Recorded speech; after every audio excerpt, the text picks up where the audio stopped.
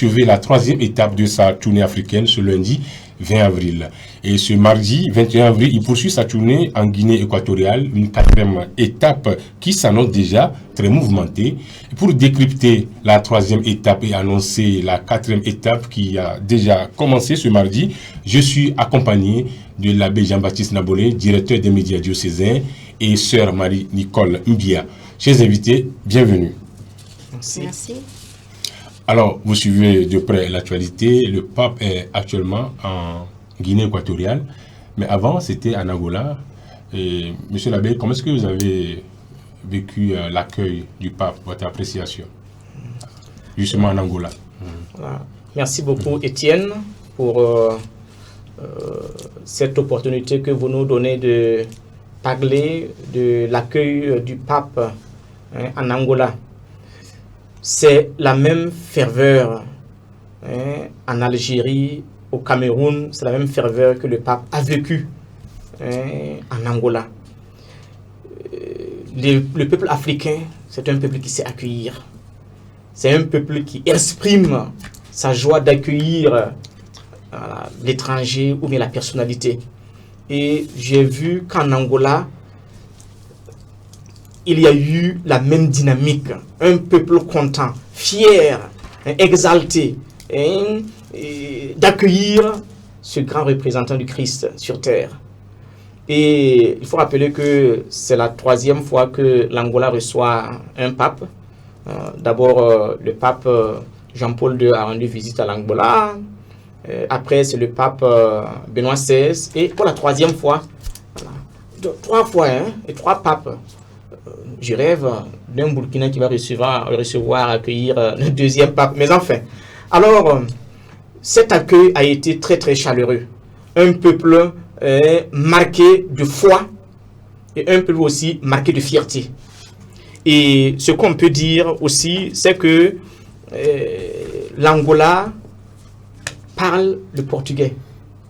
Et le pape se sent bien à parler le portugais avec les uns et les autres.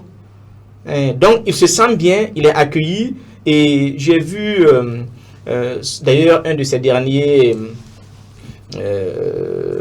éléments, un des derniers éléments qu'il a vécu en Angola. Il s'est rendu à la partie nord, si je ne me trompe pas, où vraiment c'est une partie très très riche en diamants. Et le pape s'est rendu dans une maison de personnes âgées, et un peu discriminées aussi, personnes qui n'ont pas beaucoup de ressources. Et on sent un pape d'un certain âge à la rencontre des personnes aussi d'un certain âge. Ils s'entendaient, ils parlaient le même langage, comme pour dire aux jeunes, chers jeunes, nous sommes vieux, nous sommes avec vous. Attention, demain c'est vous. Donc, profitez du temps. Donc, vraiment, c'est très très merveilleux. Et je rends grâce à Dieu pour ce passage du pape en Angola. Et je prie Dieu donc voilà, cet accueil chaleureux continue de se montrer à beaucoup d'étrangers qui nous visitent. Merci l'abbé. Oui, je voudrais ajouter à ce que l'abbé a dit que l'Angola est donc un pays majoritairement chrétien parce qu'on y trouve une grande partie donc des catholiques. On parle de 80 à 90% de catholiques en Angola. Et puis je voudrais ajouter aussi que l'Angola est l'un des grands pays producteurs de pétrole au monde. En Afrique, je pense qu'il est le premier. Et puis, il y a cette affaire de richesse naturelle dont regorge donc l'Angola. Et j'ai cité le diamant, vous en avez parlé un peu. Et vous allez voir que le pape y est vraiment émerveillé. Voilà, il est émerveillé. Et le reste sera donc développé par la suite ici avec les constats, avec tout ce que le pape déplorait. Malgré cette richesse-là et avec la pauvreté, on parle de 30% de la population pauvre. Alors, donc, voilà ce que je peux ajouter à ce que l'abbé a dit, en attendant de continuer. Ok, merci. Alors, il a eu aussi à tenir un discours en Angola. Alors, qu'est-ce que vous retenez du discours du pape? Oui, je pense que, merci Étienne pour la question. Le pape, il tient le même discours en Algérie, au Cameroun, en Angola, il a tenu le même discours qui regorge donc des enjeux diplomatiques majeurs. Mais ici, je voudrais revenir spécialement sur son message donc en Angola, un appel fort à la réconciliation nationale. On se rappelle donc, comme on disait un peu au début, l'Angola qui a été traumatisé, déchiré par la guerre. On parle de plus de 800 000 morts. Alors, le pape porte donc un message de réconciliation nationale. On voit le pape qui décrit l'Angola comme un pays beau, mais blessé, après donc les décennies de guerre. Bon, on en parlera peut-être prochainement, plus largement. Et il a invité les Angolais à ne pas faire le culte du passé. Je parle du culte du passé ici parce que les uns et les autres vont toujours avoir en esprit le drame de la guerre. J'ai perdu mon père, j'ai perdu ma mère, j'ai perdu telle personne chère et ça fait que la vie sera étouffée. Alors le pape, il porte un message d'espérance. Il dit ne faites pas le culte du passé, mais ouvrez-vous à la vie. Acceptez de vivre l'instant présent et on voit donc le peuple angolais qui accueille le pape avec cette vie-là. Et je pense que c'est ce que le pape attendait. Une dénonciation claire de l'expression ou de l'exploitation de la population. On entend le pape parler de la corruption. Et ici, je pense que tout comme au Cameroun, le pape, il a mis l'accent sur la question de la corruption. On voit donc là où il a montré, il a développé la dimension spirituelle de cette corruption-là, qui ressort donc de la pauvreté déjà. Il y a la pauvreté, il y a le manque de pardon, il y a donc ce qu'on appelle l'injustice, voilà, et l'orgueil, voilà. Tout ça, on voit que ça génère donc la corruption. On peut développer aussi prochainement parce que ici on n'a pas tout le temps pour décrypter. Alors, dans un ton inhabituellement direct, il a dénoncé les systèmes où les richesses sont donc confisquées par une minorité. On a donc entendu le pape au Cameroun un peu toucher aussi ce côté-là. Les dirigeants ou les acteurs qui exploitent donc les ressources pour leur propre intérêt, sans tenir compte du bas peuple, sans tenir compte même de ceux-là qui se battent au jour le jour pour qu'eux, ils soient à la tête. On n'en dira pas trop. On se rappelle déjà la dernière fois, le pape, il disait, ceux qui gouvernent doivent penser à ceux qui sont gouvernés. À ceux-là même qu'ils gouvernent, et ils ont donc besoin de protection, ils ont besoin d'être sécurisés. Il a même évoqué des formes de domination proches donc à celles du despotisme, appelant à un changement profond. Voilà. Il y a ça et il y a aussi le plaidoyer pour la justice sociale. La justice sociale vis-à-vis des personnes vulnérables, vis-à-vis des pauvres. On va donc voir, l'abbé disait, il a visité le centre des personnes âgées pour mieux comprendre et renforcer la proximité donc du Vatican à ces pauvres-là, à ces petits qui sont donc marginalisés. Le pape a insisté sur le paradoxe du pays, parce qu'on sait que l'Angola est un pays riche. Donc, pays riche en ressources naturelles, mais marqué par la pauvreté. Je disais déjà au début, l'Angola est marqué par 30% de la population pauvre. Voilà, c'est vraiment un paradoxe. On voit cette richesse et puis on voit les pauvres. Voilà, 30%, c'est pas petit quand même. Donc, le pape y a appelé à un modèle de développement plus juste au service de toute la population et non au service de quelques-uns, tout simplement. J'ai tellement à dire ici que l'un des messages centraux du pape est donc cette expression forte. Faire de l'Angola un projet d'espérance. Voilà. Cela suppose donc la justice, la paix, la bonne gouvernance et la valorisation des richesses culturelles et spirituelles. Donc, un message d'amour fort. Et on voyait déjà, on entendait déjà le pape au Cameroun dire assez de guerre, le monde a besoin de paix. Mais ici en Angola, il renforce donc ce message en disant l'amour doit triompher. Voilà, c'est l'amour qui doit triompher pas la guerre. Il a élargi ce message à toute l'Afrique et même au monde entier, appelant donc au dialogue plutôt qu'au conflit. Merci, sœur Marie-Nicole. L'abbé Jean-Baptiste, comme elle a dit, pendant le séjour du pape en Angola, il a exhorté les autorités angolaises à faire de leur pays un projet d'espérance. Vous avez un mot à dire dans ce sens? Et avant de dire un mot dans ce sens, je voudrais noter quelque chose que le pape a eu à prononcer à l'endroit même des Angolais en matière de foi. Le pape a dit quelque chose d'important. Attention, chers Angolais, et même chers Africains, chrétiens, le Christ n'est pas un fétiche. Voilà. C'est pas un porte-bonheur. Le Christ n'est pas porte-bonheur. Il nous appelle à la liberté. Souvent, la tendance, c'est prendre le Christ comme, je le disais d'ailleurs ce matin en homélie, prendre le Christ ou bien Dieu comme un guichet automatique qui distribue l'argent. Attention, attention.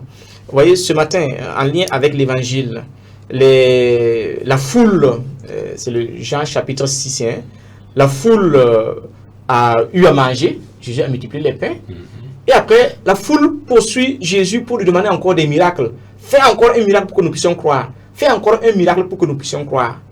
Non, Jésus n'est pas là uniquement pour les miracles. Et d'ailleurs, lui, il est le grand miracle. Il dit, je suis descendu du ciel, je suis le pain du ciel. Vous m'avez, vous avez tout. Et donc, je vous appelle à la liberté. Qui vient à moi n'aura plus jamais soif, n'aura plus jamais faim. Ce n'est pas évidemment la faim matérielle qu'on ressent quand le ventre n'a plus quelque chose, mais c'est en fait la faim spirituelle. Quand on va à Dieu, voilà, on est rempli en soi. Et je crois que c'est cela que Pape Léon XIV donne comme message aussi en matière de foi. La sœur a beaucoup parlé de la question amour, matière qu'il faut bien gérer. Alors le pape aussi appelle les Angolais et nous tous à bien gérer notre foi et à bien connaître qui est le Christ. Là, nous allons mieux vivre. Je vais répéter ce que je disais. Le Christ n'est pas un fétiche ou bien quelqu'un qui est là pour résoudre tous nos problèmes. Il nous rejoint là où nous sommes et nous dit courage, tu seras libre avec moi. Et d'ailleurs, avec la grâce de son Esprit Saint, nous pouvons développer des mécanismes pour pouvoir nous tirer d'affaire dans certaines situations délicates. Voilà. Et en cela aussi, j'appuie ce que la sœur a dit. Le pape, comme il a fait au Cameroun, voilà, il a aussi fait en Angola en insistant à la gestion, à la bonne gestion des ressources naturelles pour que tout le monde en profite. Nous sommes tous sur cette terre-là pour nous épanouir. Il n'est pas question qu'une minorité s'épanouisse pendant que la grande majorité croupit dans la misère. Donc, c'est un appel au partage. D'ailleurs, j'aime beaucoup la technologie aujourd'hui qui utilise ce terme partage, like, partage, abonner, les cœurs. Ce sont des termes chrétiens.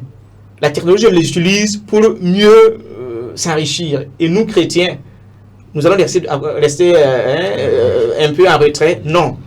Donc, le pape nous appelle au partage. N'hésitons pas. Partageons ce que nous avons les uns avec les autres et on sera surpris du grand miracle de la fraternité, de la solidarité qui va exister entre nous. Merci beaucoup, l'abbé. Sœur Marie-Nicole, on sait que l'Église est apolitique. Alors, le pape, pendant ses séjours, il rencontre les hommes politiques, d'abord le président. Alors, comment peut-on comprendre la présence du pape en Angola, si on veut faire un clin d'œil en Angola, parce que c'est de ça qu'il s'agit actuellement? Est-ce que c'est purement spirituel, ou bien il y a la politique, ou bien c'est juste la diplomatie qui ne dit pas son nom en ce sens? Oui, Étienne, merci. Je comprends la question. Je précise que le pape, en choisissant de se déplacer vers l'Afrique, engage donc une visite, un déplacement pastoral. Et je disais déjà au début, quand le pape a livré son discours à Bamenda au Cameroun, j'ai donc pris conscience de tous les enjeux dont regorgeait donc le déplacement pastoral du Saint-Père. Et il rencontre les chefs d'État, pas parce qu'il fait de la politique. Je vous ai expliqué un peu au début, si je me rappelle. L'Église catholique ne fait pas de la politique. Mais il faut se rappeler que même dans la vie courante, dans la vie sociale, il y a donc ce qu'on appelle la morale politique, il y a la morale sociale. Donc le pape, même s'il doit faire de la politique, ce n'est pas de la politique classique, pure comme le font les chefs d'État, les chefs de nos États. Le pape, il fait une politique morale dans le sens chrétien du terme. Et là, je vois qu'il est en plein dans son devoir, il est en plein dans son rôle. Il a le plein droit donc d'interpeller la conscience des hommes d'État qui dirigent le peuple de Dieu. Voilà, le pape ne va pas rencontrer les présidents pour négocier une place ou pour négocier des intérêts personnels. Il vient pour l'intérêt du peuple de Dieu. Et quand je dis le peuple de Dieu, on voit que le pape, il rencontre pas seulement les chrétiens catholiques, il rencontre les musulmans, les non-chrétiens, tout le peuple de Dieu. Tous les humains sont donc considérés par la présence du pape en Afrique. Alors, si on va se tenir seulement à la dimension spirituelle, pourquoi ne pas seulement rencontrer les fidèles catholiques, les évêques, voilà, pour passer son message et non passer par la présence, parce que c'est la présence qui l'accueille d'abord. Oui, parce que tout simplement, l'Église ne vit pas dans l'espace. L'Église est localisée. Et quand le pape se déplace, par exemple, en Guinée, la Guinée a un gouvernant, c'est-à-dire une tête, un président. Il ne peut pas venir seulement rencontrer les chrétiens, les prêtres, les évêques et tout. Il faut cette collaboration. Et déjà, le pape, il appelle à la solidarité humaine déjà. Il appelle donc au dialogue. Voilà. Lui, il est messager du dialogue. Il ne peut pas venir parler seulement aux évêques et ignorer le président. Je ne sais pas si je réponds à votre question. Vous avez, je disais sur le pape, c'est juste la diplomatie, et des masses spirituelles, il n'y a pas la politique qui ne dit pas son nom. Bon, il faut savoir que le pape est un chef d'État. Donc quand il va à la rencontre d'autres chefs d'État, il fait une sorte de politique, mais comme la sœur disait, ce n'est pas la politique classique, ce n'est pas la diplomatie classique. Voilà, c'est pour un objectif bien précis. Il apporte le message du Christ et de l'Église entière au président et au peuple. Donc, il a sa manière de s'adresser. Bien sûr, des manières qui peuvent inclure des dimensions politiques, diplomatiques, mais voilà, après tout, toutes ces manières sont dirigées vers le message de l'amour, le message de la paix. Voilà. Et rejoignant un peu ce que la sœur disait tantôt, le pape ne va pas dans un pays juste pour rencontrer la partie chrétienne. Non. Qui est-il, le pape? Le représentant de Dieu. Du Christ sur terre, si on peut ainsi le dire. Hein? Pape, papa. Alors, le Christ, dans l'évangile, qui est-ce qu'il rencontrait? Le Christ n'allait pas uniquement à la rencontre des Juifs. Non, tout le temps, il est avec les pharisiens, il échange. Voilà, à 12 ans, on le voyait déjà très habile dans le dialogue au temple. Mais après, quand il a commencé sa mission, il a commencé dans des régions un peu délaissées, marquées par la guerre. Tyr, Sidon, des régions un peu exclues à la limite. Et durant sa mission, il rencontrait des personnes exclues, des personnes rejetées.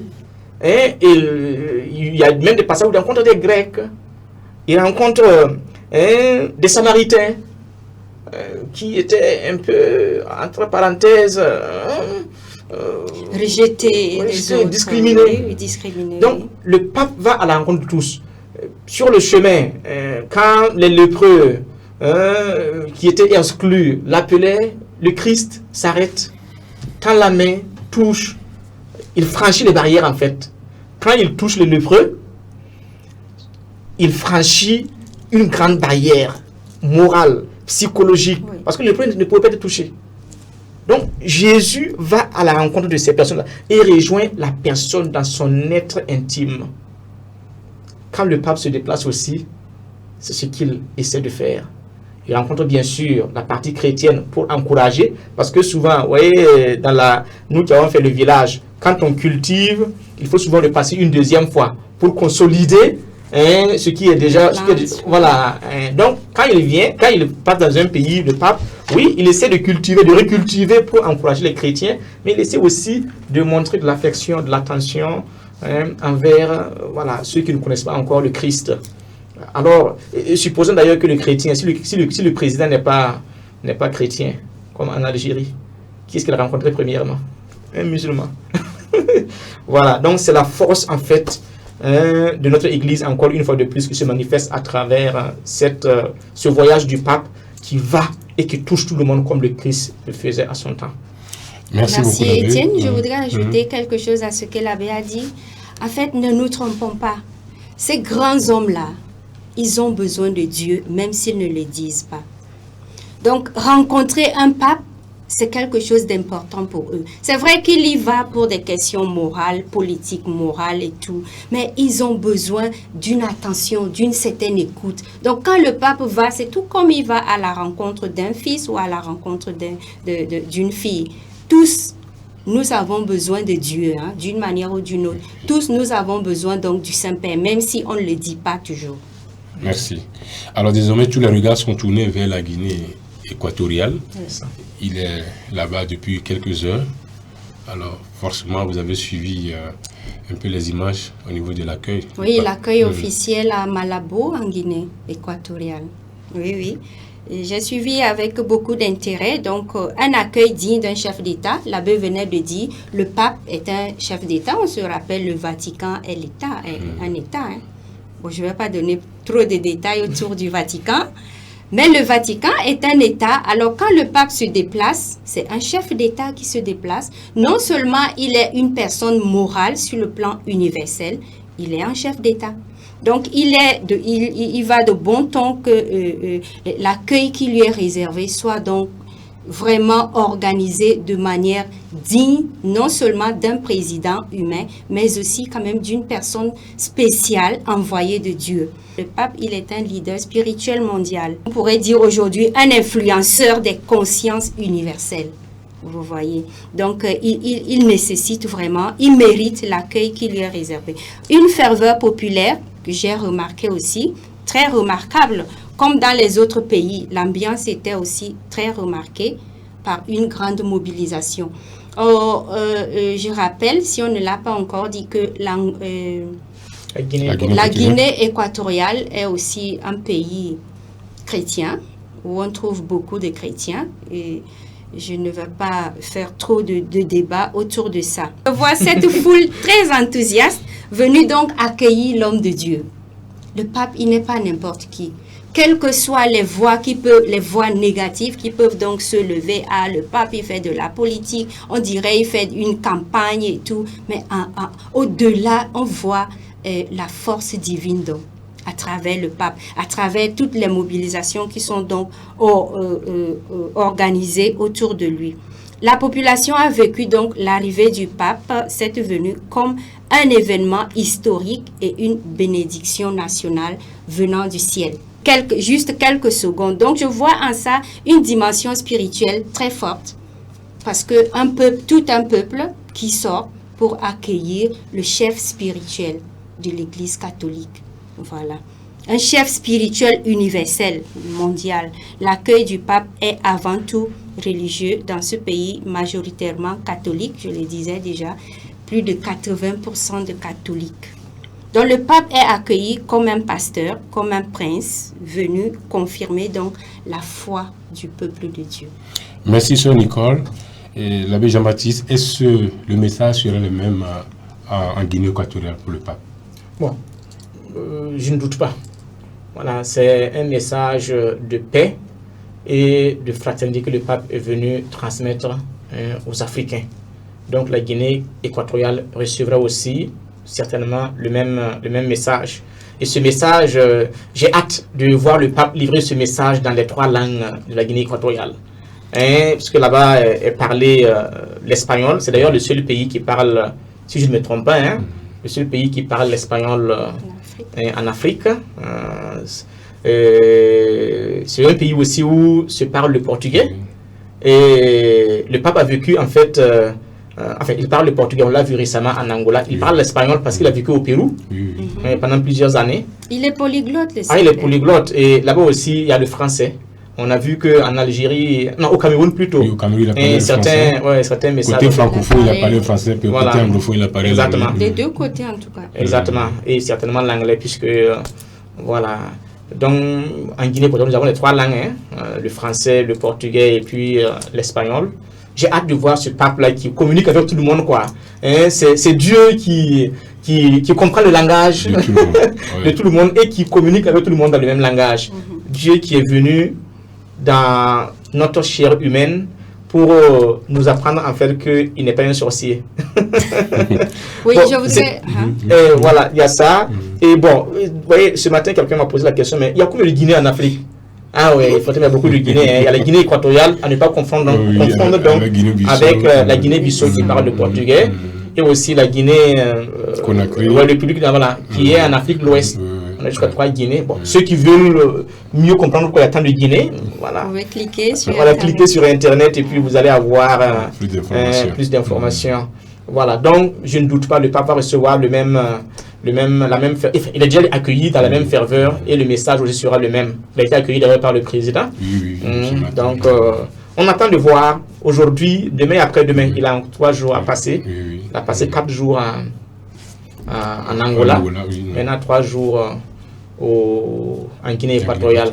Et après cela, il rejoindra donc voilà, son lieu direct de mission qui est l'Italie. Oui, mais je pense que le pape ne va pas oublier l'Afrique. Je vois qu'il s'y plaît vraiment, et parce que le programme qu'il a donc, son programme en Guinée équatoriale montre donc une double dimension, la rencontre avec les autorités et le corps diplomatique. Il y a donc l'échange avec la société civile. Il y a la visite des institutions, l'université et l'hôpital. On se rappelle qu'à Yaoundé, au Cameroun, il a visité l'université, du moins au Cameroun. Il a visité l'université, il a visité l'orphelinat, il a visité l'hôpital en Angola. Le pape, il visite donc les institutions, les universités pour éveiller la conscience de la jeunesse africaine. Dit l'Afrique est le poumon du monde. Prenez conscience que c'est l'Afrique qui va sauver. Elle est le berceau de l'humanité. Elle reste donc la mère du monde. Étienne, l'accueil dépasse donc le cadre religieux. Bon, c'est aussi un moment national et diplomatique très majeur. Donc, je pense que les gens, les uns et les autres, en sont très satisfaits. Merci beaucoup, ma soeur. On en reviendra pour parler du bilan après son passage en Guinée équatoriale. Alors, l'abbé, on tend vers la fin. Alors, un mot pour conclure. D'abord, je voudrais rendre grâce à Dieu qui nous permet de retrouver autour de la même table. Voilà, vous, journalistes, la sœur présentatrice, TV Maria est aussi journaliste. Voilà, c'est très beau de se retrouver sur la même table, échanger autour du voyage du pape. Je profite là, c'est un appel aux autres religieux, religieuses. Chers religieux, chères religieuses, venez à TV Maria. La table vous attend. Vous voyez, une table en forme de cœur pour dire que c'est le lieu où tout le monde a de la place. Voilà. Donc, venez. Si quelqu'un veut après passer un message, n'hésitez pas. Venez. Voilà. Donc, je rends grâce à Dieu pour ce moment d'échange et je demande au Seigneur de continuer à accompagner le pape voilà, dans son voyage, que tout se passe bien. Ok. Alors, ma soeur, on est presque à la fin. Alors, si vous avez un mot avant qu'on... Voilà, si je dois dire un mot, je dirais le pape est donc à l'étape finale de sa visite en Afrique. On voit que c'est le dernier pays qui a été programmé donc pour accueillir le Saint-Père. On attend donc que le pape dise les derniers mots, vraiment les mots de bénédiction, tout ce qu'il a à dire donc avant de quitter l'Afrique, nous attendons, je pense que tout le peuple africain est donc maintenant connecté, tourné vers la Guinée équatoriale pour écouter le Saint-Père parler aux Africains pour la dernière fois. Merci beaucoup. Merci Labi, merci ma soeur. Effectivement, tous les regards sont tournés vers la Guinée équatoriale, 21, 22, 23. Alors on vous reviendra après pour faire un peu le bilan du passage du pape en Afrique. Restez toujours fidèles à la suite de nos programmes. On se revoit à la prochaine. Alors, nous allons clôturer notre rencontre avec un Je vous salue Marie pour accompagner donc le Saint-Père dans la dernière étape de son parcours en Afrique. Je vous salue Marie, pleine de grâce. Le Seigneur est avec vous. Vous êtes bénie entre toutes les femmes. Et Jésus, le fruit de vos entrailles, est béni. Sainte Marie, Mère de Dieu, priez pour nous pauvres pécheurs, maintenant et à l'heure de notre mort. Amen. Voilà, vous tous qui nous suivez, la bénédiction du Seigneur vous rejoigne. Le Père, le Fils et le Saint-Esprit. Amen. Merci.